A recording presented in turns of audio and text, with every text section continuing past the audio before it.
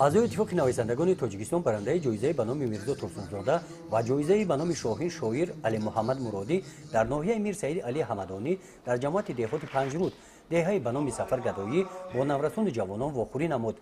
این چاره‌بینی فرهنگی با اقدام مؤسسه تحصیلات میانه عمومی رقم 15 با مقصد بلند برداشتن سطح معرفت و معنویات نورسان و از نیک آشنایی پیدا نمودن با ادیبان و ایجادیات آنها راه اندازی شده است. علی محمد مرادی مؤلف کتاب‌های دست‌نهال ناز نوروز، چراغ روزدار، راه رو، خیرباد بهار، ماه خسرو، باغ مراد بوده در رشد ادبیات تاجیک سهمی ارزنده گذاشتند. نوشته‌های شاعر با موضوعهای وطن، مادر، تنجی و آسایشگی بخشیده شدند. علی مراد مرادی در شعرهایش مردم را با آبادکاری‌ها، پیشگیری بیگانه پرستی، راه ندادن به فرهنگ بیگانه، حمایه منفعت‌های ملی دعوت می‌نماید.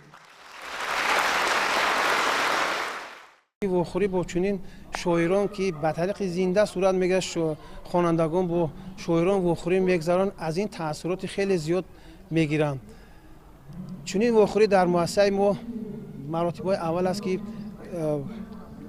دایر گردیده. ما مقصد داریم که در آینده چنین واخوری ها رو با خوانندگان خیلی زیاد میگذاریم، زیرا که این به آنها خیلی تاثیر زیاد میبخشد. با این واخوری نورسان هم آمادگی خوب دیدند. از ایجادیات شاعر علی محمد مرادی در وصف بهار و نوروز شعرها قرائت نمودند. با کتاب‌های تازه نشر شاعر شناسایی پیدا نموده از او دستخط گرفتند.